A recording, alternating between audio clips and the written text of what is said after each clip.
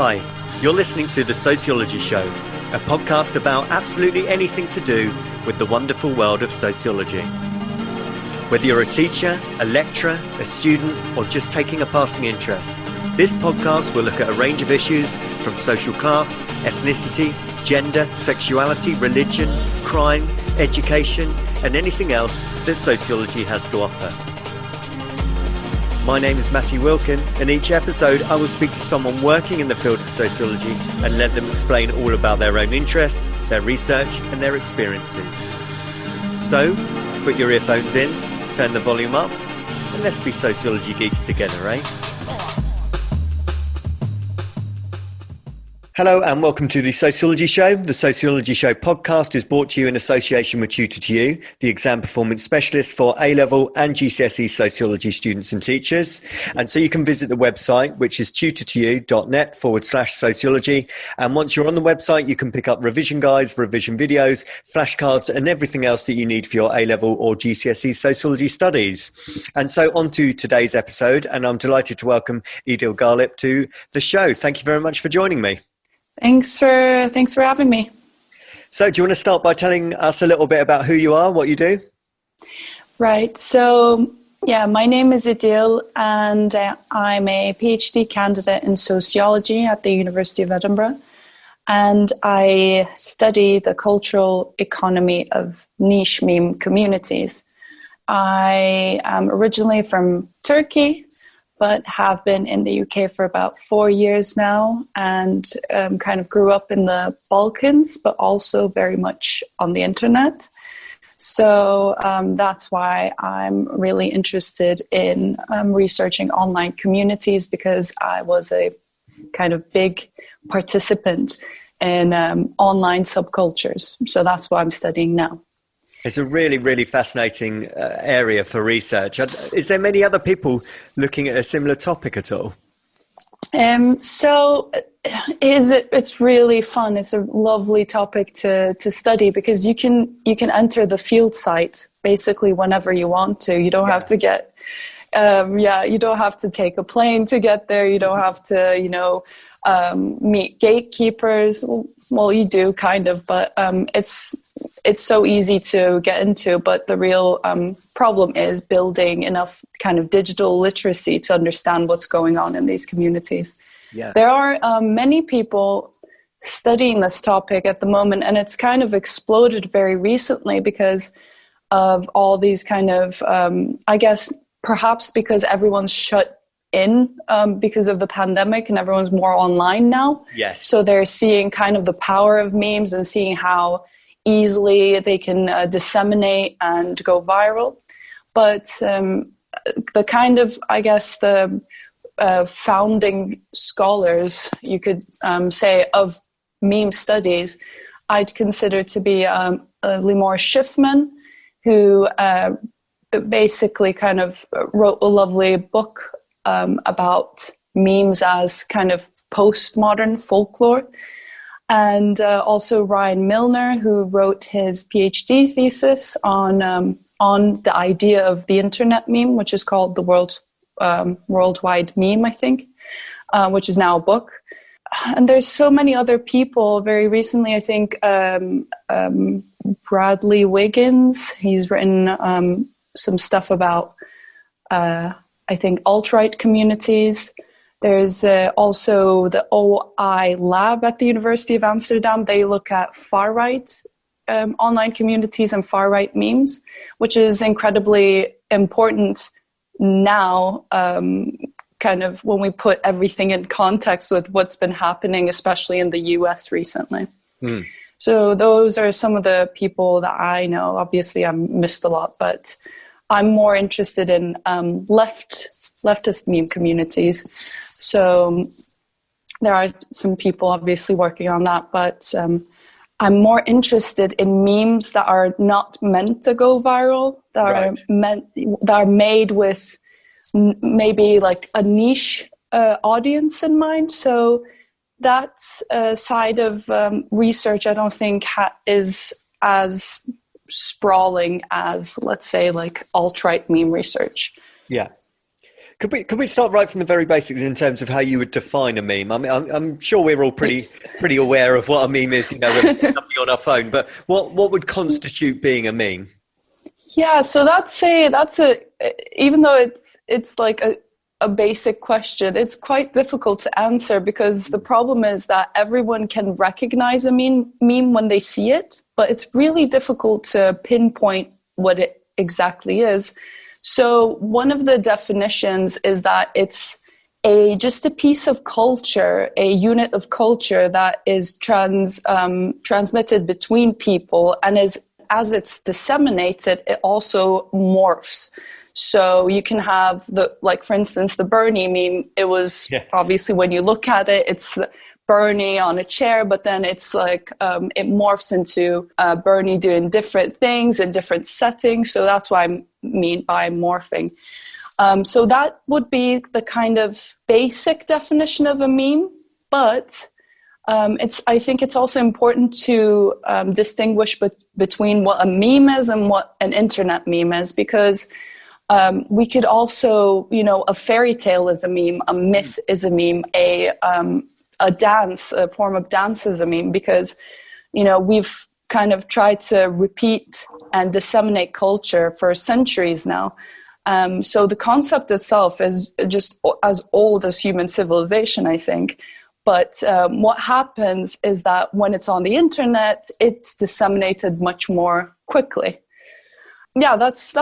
I guess it might be more confusing now, but I think, basically a meme is like a piece of culture that gets transmitted and morphs as it does.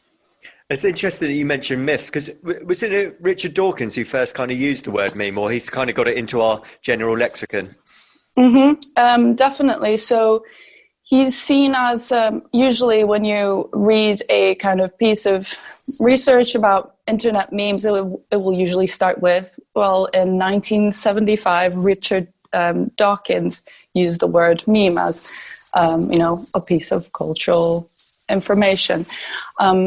So he is the person who's popularized it, and he's, I think, also the person who's behind our biological understanding of the meme, because when we say meme, we think of things like virality or mutation, which are very biological things in their nature, but it originally comes from the Greek word mimesis, which means to imitate, and the way it was used, it was kind of Plato talks about it, Aristotle talks about it in his Poetics, Benjamin talks about it. So as a concept, the imitation of everyday reality has always been there. For instance, something like theater is a big example of it. And kind of Doric Sicily, you have the idea of like a theater play that is the caricaturization of everyday reality, which now we can see that's what internet memes do. They take something that is really mundane and they make it into like a caricature, into something that is maybe a little bit grotesque and something that we can laugh at, which is the basic kind of logic of many forms of culture, many forms of art, especially things like theater, music, or myths. Talking more specifically about internet memes, when did we really start using that term to refer to something going around on the internet or being sent round from person to person? See, I'm not really sure about that. I guess what I would say is our first understanding, or the first kind of internet memes were what were now called, I guess, image macros. So it's the kind of specific, like, let's say a specific picture of an animal, a person, something, and then it's got like the impact font top text and the impact font bottom text, right? So that's our, like, I think that's what really solidified people's ideas about what memes are, something that we can, we use the same picture but then change the caption, right? So I would say that's kind of the kind of memes that we're really talking about. But if you want to go back, then I guess you could also say, like, we've got things like chain emails, for instance, those were memes. We've got the kind of a dancing baby GIF. I don't know if you know that one. That is a meme. Were they called memes? I'm not so sure, but yeah, internet memes. But the interesting thing is, before there was the internet, we had this thing called fax lore, which is also called kind of Xerox lore in America, I think. And it was basically these pieces of literature that office workers would kind of, basically pieces of like collage that they would put together, and then they would copy it on a Xerox machine, on a copier. They would copy it and then send it around as fax. So that was also, that can be considered a form of like an early internet meme without the internet. So it's kind of hard to pinpoint, but I guess you could say it starts with the kind of proliferation of, you know, these machines like printers, things that you can use to make lots of copies of something and disseminate very quickly, fax machines. And then it kind of moves on to things that, like humorous things, jokes, pictures that you send through email, then maybe instant messengers, and then you get the image macro, basically the meme generator that you cannot find online. And now we're kind of at this, like the peak of, like, I'd say like peak of memery, where everything's a meme. Yeah, it's interesting, isn't it? Because it's just one of those words that we use in everyday conversation now, but I can't quite pinpoint when everyone started to use it.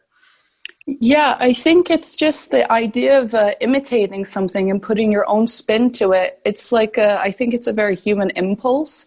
So it's existed in one way or another. And we have used technologies to do that. If you think about the technology of the printing press or the technology of writing, that is, we've used those technologies, and now we use the internet or other sorts of like platforms and infrastructure, computers, to do the same thing that we're maybe compelled to do, is to imitate things we see in real life and make them into something that appeals to other people, that makes people laugh, that entertains them. While it seems like this like unique piece of kind of unique digital object, it's actually something, I think, that's very much a part of us and a part of human history. The Sociology Show podcast relies on the kind contributions of sponsorship and donations. If you enjoy the show, then you can help with the hosting costs by donating as little as £5 on the GoFundMe page. Simply visit uk.gofundme.com and search for the Sociology Show. If you can donate, then you will be sent a Sociology Show pen as a small thank you for your continued support of the show. So let's go into your own research. Do you want to tell us a little bit more about what it is that you're researching in relation to memes and digital culture? Yes, of course. The problem is like knowing when to stop, because like once you ask, I think, researchers or PhD students, okay, so what's your PhD about? We don't know when to stop. So just stop me if I'm getting No, you go for it. You go for it. Okay. Well, as I said in the beginning, I kind of grew up all over the place. And because I was constantly moving from one city to another because of my family's work, I found solace on the internet. It was the one thing that like kept me. I would constantly shift from one community to another, but, you know, my internet communities, my friends on the internet were always there, you know, I could always access them. So my initial kind of, I'm studying something from the inside, you know, I'm studying online communities as, a participant of these communities.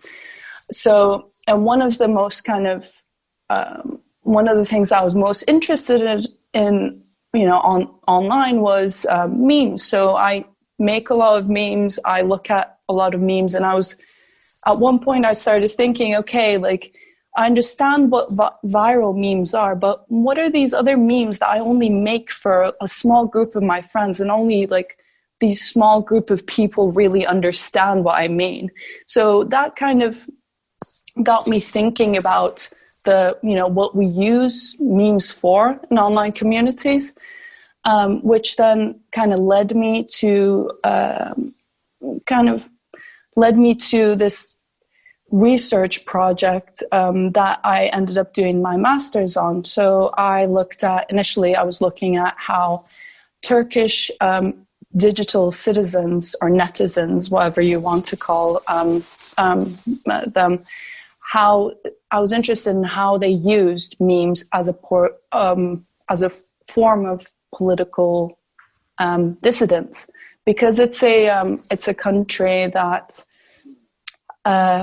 has quite stringent laws about the internet, about what you're supposed to say, what you're allowed to say on the internet. There's a lot of online censorship. I was interested in how people were using memes to kind of bypass those laws. And after that, I did my master's in London. And after that, I realized that there was a lot more that I wanted to know about, memes and online communities. And decided to kind of embark on my PhD at the University of Edinburgh. And here, what I'm studying for my research is I'm looking at a meme community on Instagram that I wouldn't consider a viral community, but they do have quite a lot of members, somewhere maybe around 20 to 50,000 people that engage with these memes. I'm looking at how they use memes within their community. So do they use it as part of subcultural capital, something that shows community belonging, or do they use it as a form of currency? Do they use it as a way to create solidarity in a precarious job market? And how do they monetize their memes to create careers, artistic, cultural careers out of them? And I do this by, I do interviews, I do digital ethnography, I do autoethnography, which is kind of a contentious topic for sociologists, I think, because it can often be seen as navel gazing. And I also do a little bit of kind of creative research. I create my own memes. I run my own meme accounts. I try to kind of embody that community through both perspectives as an audience member and as a creator. Yeah. So that's a really long-winded way of explaining my kind of academic journey. No, I'm interested. It's interested in the interviews in particular. Then, so what's the most kind of common feedback in terms of how people get into it, or the reasoning behind why they're doing it? Right. So the reason why people get into it is usually because it's very similar to my story, where they feel, for one reason or another, they feel isolated from their kind of physical, let's say, geographic communities, and they go online in a search for meeting people with their own kind of subcultural interests. That can mean, people who are interested in really niche games like video games or anime, or a specific kind of music, a specific kind of aesthetic, politics. It can be all sorts of different reasons. And once people get into these communities, they want to create something for their communities, create things that make their online friends or people in the community happy, and they want to entertain them. So that's usually where it starts, where like meme creators start from.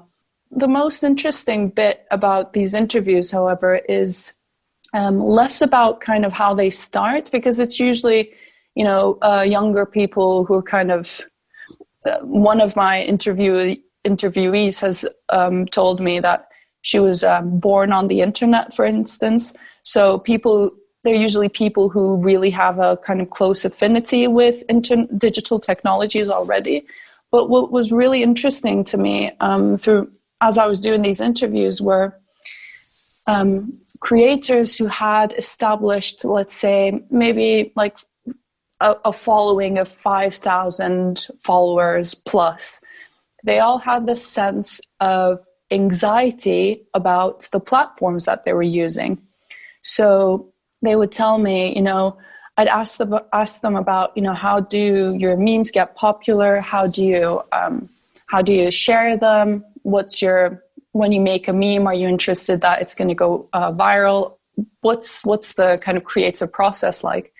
And the discussions usually end up somewhere where we're talking about the platform as this black box, because the way that their memes get disseminated are entirely based on, whether the algorithm likes them, whether, the algorithm wants to share certain memes, and whether the algorithm wants to kind of hide or conceal some of the stuff that they make. Sometimes they're even censored by these platforms. So they always say, I don't know how to, that we don't know how these algorithms work.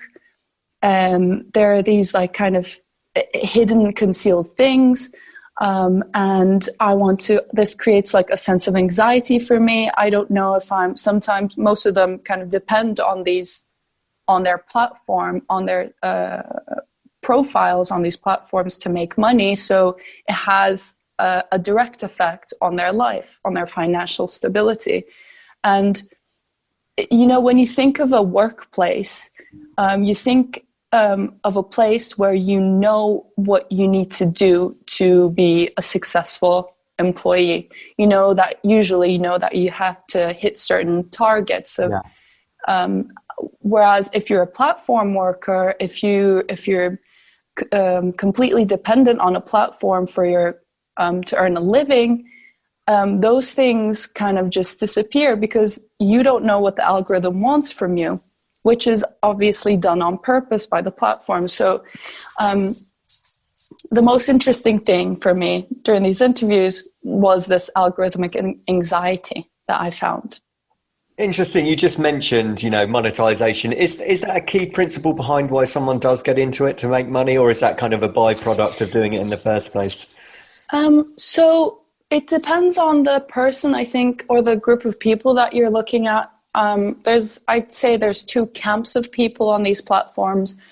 I think the viral meme consuming audience and viral meme creators, I think they have pretty explicit goals of wanting to go viral. And if you do get viral, then you can do things like have ads on your page, and you can do sponsorships that or make memes for brands, for instance, which has happened before. Someone's made a meme for Gucci, for instance. And so you can get lots of opportunities from going viral. Whereas the people that I kind of work with, the people that I've interviewed, are people who consider themselves multimedia artists.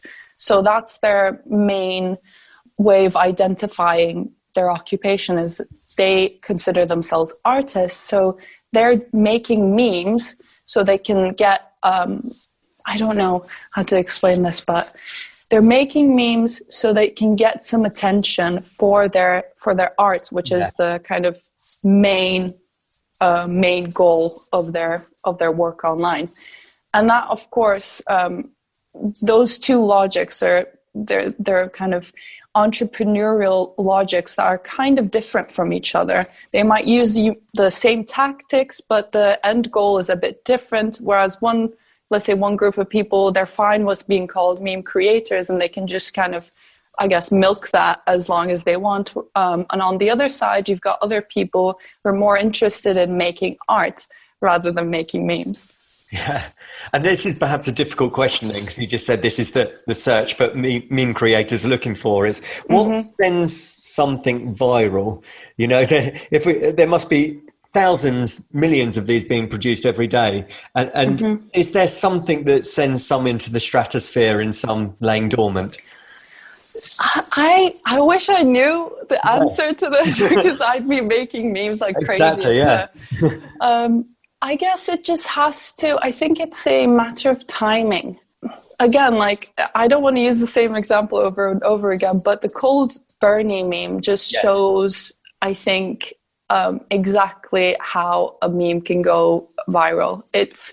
So some of the kind of elements is that I think the timing has to be right. So the Bernie meme obviously coincided with the American inauguration, which has been obviously like a huge, it's not just an inauguration, it's something that has been contested very publicly. So we've all been kind of, I guess many people have been glued to their screens seeing what's happening.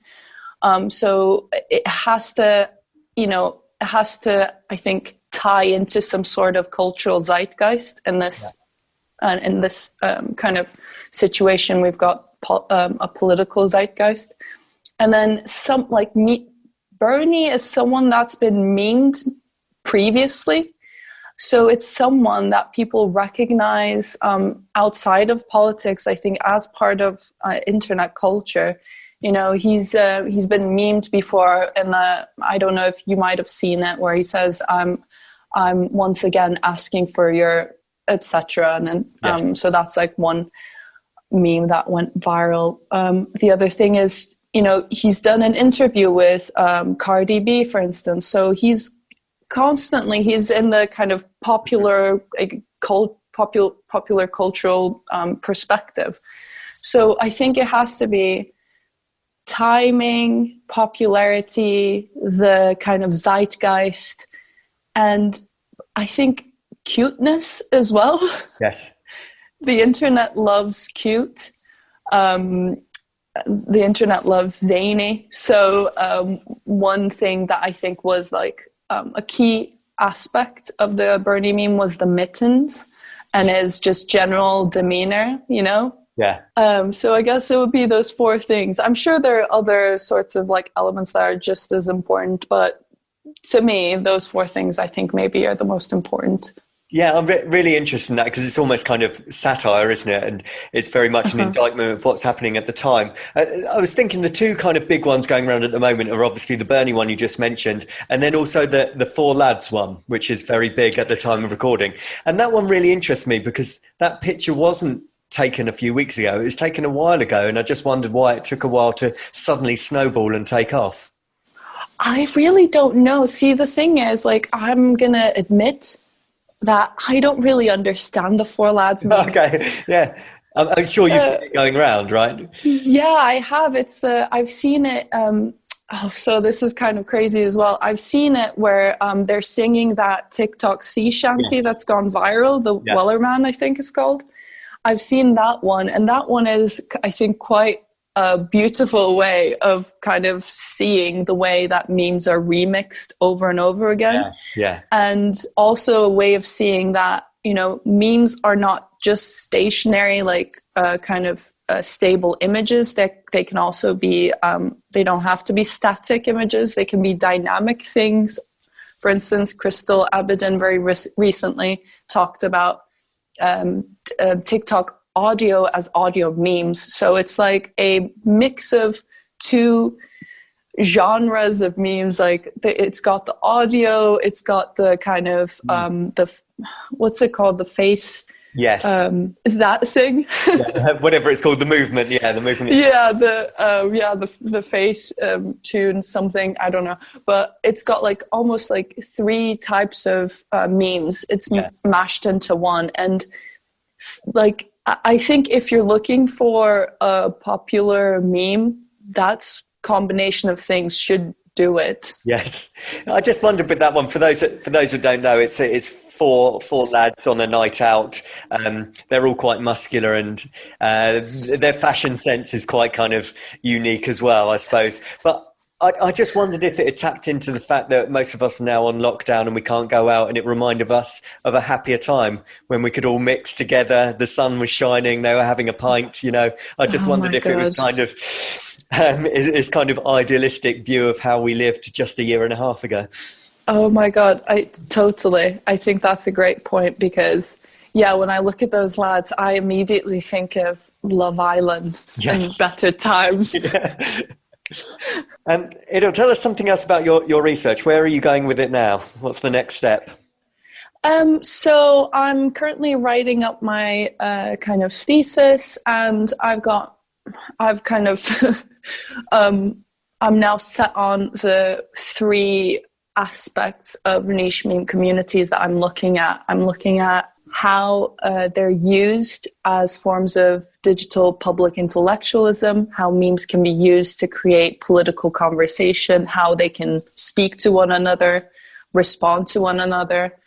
I've also been looking at how they can be used as currency.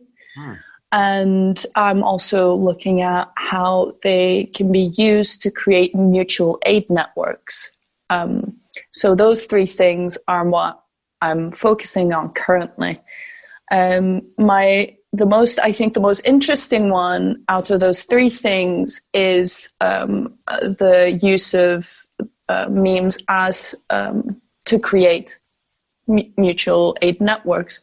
And I was really interested in that point because it shows it's a form of platform resistance. It's a form of resistance against neoliberal entrepreneurial ways of making things, of cultural production.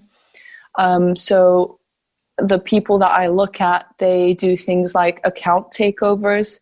Bigger accounts will basically give out their accounts for, let's say, like a week or so to smaller accounts, to political initiatives. So they make their visibility, their most kind of valuable form of capital on these platforms, they make their online visibility available to smaller groups of people. I think that's a really brilliant way of kind of pushing back against algorithmic politics. So they will do things like that. They will also, there's lots of meme creators who've set up their own initiatives, for instance, for things like self-defense training. They've done things like prison abolitionist initiatives. They've done things like initiatives that help people out with food. So, that's the most exciting bit for me, is the kind of hidden social, the sociality of meme networks is what's most interesting to me.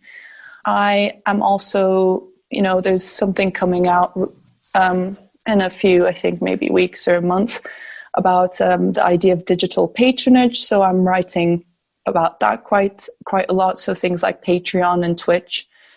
And those are some things I'm interested about, and hopefully I'll take them kind of a bit forward in my research in the coming years. That's great. And it's interesting to hear that memes goes beyond just getting an image of Bernie Sanders sent to your phone. It's much bigger than that. Definitely. Thank you, Idil. Could I just ask you to let the listeners know where they can find out more about you? I know that you have got your own website. Yeah, I've got so many websites, too many, I think. So you can find me on idilgalip.com, or you can also find me on Twitter, which is just Idil Galip. Please also follow our Meme Studies Research Network. We're also on Twitter as Meme Studies RN. And that's all for me. That's brilliant. Thank you so much for your time today, Idil. I really, really appreciate it. Thanks so much, Matthew. Thanks for having me. Thank you. Bye now. Bye-bye. The Sociology Show podcast relies on the kind contributions of sponsorship and donations. If you enjoy the show, then you can help with the hosting costs by donating as little as £5 on the GoFundMe page. Simply visit uk.gofundme.com and search for The Sociology Show. If you can donate, then you will be sent a Sociology Show pen as a small thank you for your continued support of the show. The Sociology Show podcast relies on the kind contributions of sponsorship and donations. If you enjoy the show, then you can help with the hosting costs by donating as little as £5 on the GoFundMe page. Simply visit uk.gofundme.com and search for The Sociology Show. If you can donate, then you will be sent a Sociology Show pen as a small thank you for your continued support of the show.